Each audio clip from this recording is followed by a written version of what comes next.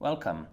Let's do a quick Ansible configuration. So let's run again Ansible -- version, and then you will see that the main config file for Ansible is under etc ansible.cfg.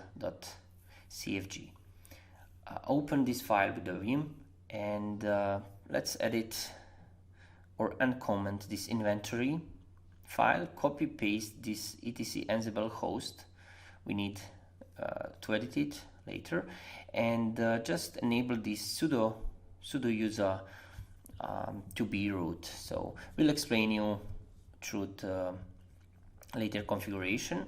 Let's check just quickly into this etc ansible hosts file. So there is already default with installation file which come with installation.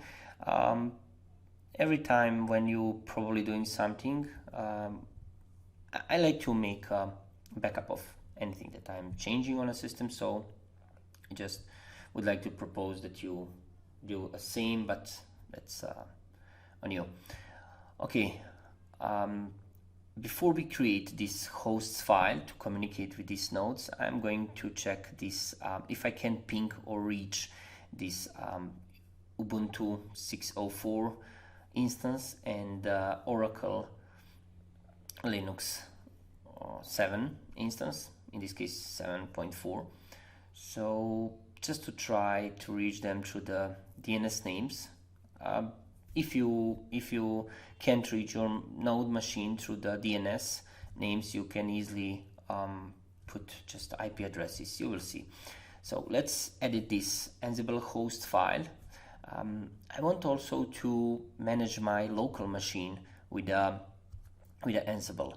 So it's possible, of course, and now I'm going to create the groups of the machine. So in the first group, which is local, I will put my Ansible master server.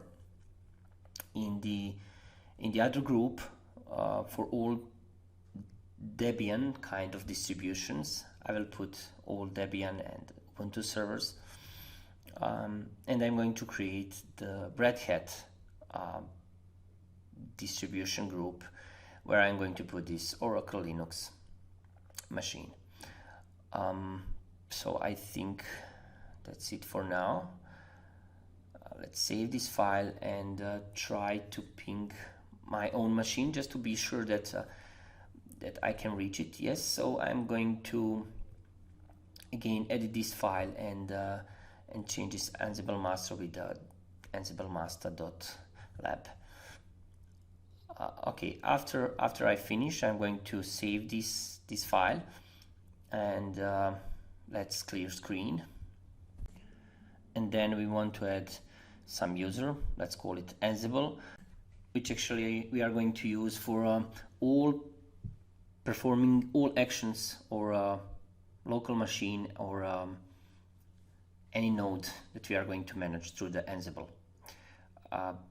So we need to create this user on the other machines, but first of all, let's run vsudo command to make this Ansible user able executing any kind of action with a higher permission like a root user, but without asking for password in a moment when it's executing something. So syntax is just to put under this root line Ansible all, and then no password for all action or all comment.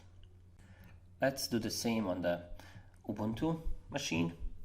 We are going to execute add user Ansible. Actually, Ubuntu will help us a little in this moment. Just put some kind of password, and again, we are going to execute vsudo under root add, same line as we add on our central management server where Ansible is installed. Save this, and let's do same thing on the Oracle Linux. Just one more thing is that when you're using this vsudo command, we are sure that if we make any kind of syntax error, we will not screw our system, because if you make some kind, if you open this file with some kind of editor and you make an error, syntax error, you are possibly will screw your system, and then you need to reinstall everything from scratch if you are not kind of some advanced user. But I hope that you already have this situation. Just kind of tip or something that's it's good to know. Okay, we create all this user on all three machines.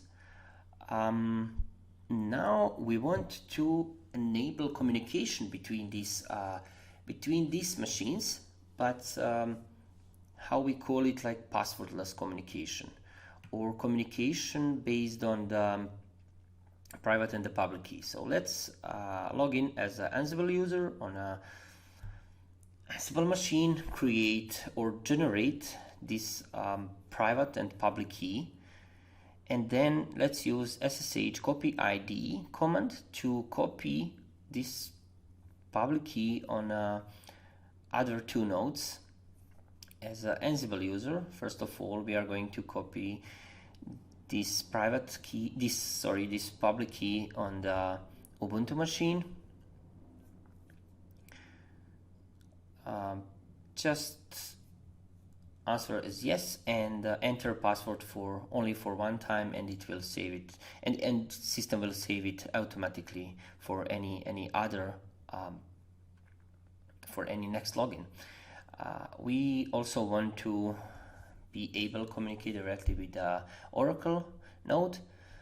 We are going to do same, login once as an Ansible user, accept and enter the password we create for this Ansible user on both machine. I hope you use the same in this case, because this is lab, not use this in a production. And one more really useful tip, I'm not sure if you will find this on in a documentation. So we already say that we want to manage our local machine from the Ansible machine. So we also going to execute this SSH copy ID against the machine we are working on.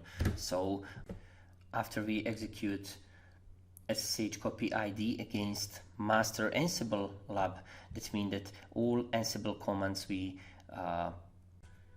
execute could be applied also on a Ansible master server, in this case localhost that we are, or a central management system that we are using for distributing all these things from. So let's try, just to be sure, SSH as Ansible user on Ubuntu, and you will see it will not ask for a password.